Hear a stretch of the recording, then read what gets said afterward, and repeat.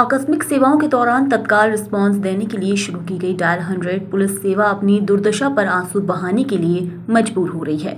वाहन कंडम हो गए हैं। उधर घटना और दुर्घटना से जुड़े फोन कॉल की संख्या निरंतर बढ़ती जा रही है।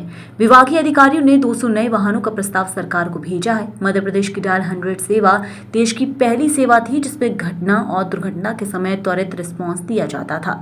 इस सेवा से प्रदेश में एक और अपराधों पर लगाम लगी तो दूसरी ओर दुर्घटना के दौरान घायलों को त्वरित अस्पताल पहुंचाने से मौतों की संख्या भी कम हो गई थी। लेकिन इस महत्वपूर्ण सेवा पर ग्रहण लगता जा रहा है। वाहन कंडम हो रहे हैं। विभाग के पास वाहनों की मरम्मत के लिए पैसा नहीं है। ऐसे में त्वरित सेवा लोगों तक कैसे पहुंचे, जिम्मेदार इसी बात को लेकर चिंतित हैं। 2016 में शुरू हुई इस सेवा के प्रारंभिक चरण में 1000 से ज्यादा वाहन शामिल किए गए हैं, जो प्रदेश के हर जिले की जनसंख्या के मान से मुहैया कराए गए थे। 2016 के बाद वाहनों की खरीदी न होने से वाहन कंडम हो गए और अब कुछ जिलों में किराए पर वाहन लेकर पुलिस अपना काम कर रही है। हालांकि विभाग ने 200 गाड़ियों का प्रस्ताव सरकार को भेजा है, लेकिन सरकार की ओर से इस प्रस्ताव पर कोई चर्चा नहीं हुई। फिलहाल कंडम वाहनों से पुलिस आरोपियों के वाहनों का पीछा भी नहीं कर पा रही है। हालांकि विभाग ने एडवांस फीचर से लेस डायल 100 की 200 गाड़ियों की मांग की है। इसके अलावा डायल 100 की कमांड सेंटर भी नवनिर्मित बिल्डिंग में शिफ्ट करने की योजना तैयार की है। सर, मध्य प्रदेश के अंदर राजधानी भोपाल के अंदर देखा जाए तो डायल 100 की जो है बहुत कंडम गाड़ियाँ हो रही हैं। डायल 100 का जो प्रोजेक्ट था, ये देश में पहला राज्य था। मध्य प्रदेश ने यह प्रोजेक्ट की परिकल्पना को साकार किया था और इसको हम ज़मीन पर लाए थे। यह प्रोजेक्ट हमारा 2016 में स्टार्ट हुआ था और शुरुआत में इसको 5 साल के लिए इसका टेंडर किया गया था। उस हिसाब से इसकी टेंडर अवधि 2021 में समाप्त हो चुकी है।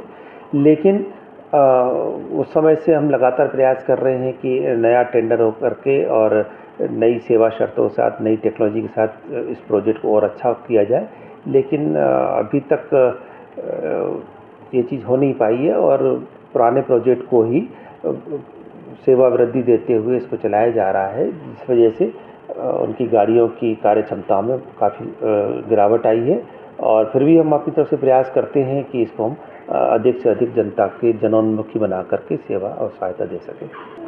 नहीं, डायल 100 की गाड़ियों की कमी का तो ज़्यादा प्रश्न नहीं है, क्योंकि आउट ऑफ रोड तो बहुत कम गाड़ियां हैं। बस ये ज़रूर है कि जो शुरू में गाड़ियाँ आई थी तब वो चूँकि नई थी और अच्छी कंडीशन थी, तो इस वजह से अवेलेबिलिटी ज़्यादा थी। लेकिन अब गाड़ियाँ जो हैं वो 10 साल पुरानी होने की वजह से थोड़ा सा वो प्रॉब्लम हुआ है। बाकी संख्या में तो उतनी ही है, संख्या में कोई कमी नहीं की गई है। और ये ज़रूर है कि हमारे पास जो इवेंट्स हैं वो बल्कि पहले की तुलना में ज़्यादा बढ़ गए हैं।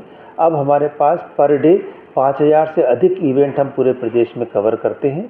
और जहाँ तक रिस्पांस टाइम की बात भी है तो अभी भी एवरेज रिस्पांस टाइम पूरे प्रदेश का 16 मिनट है। डायल 100 की अगर बात करें तो क्या नई कोई योजना आ रही है नई गाड़ियाँ उठाने की?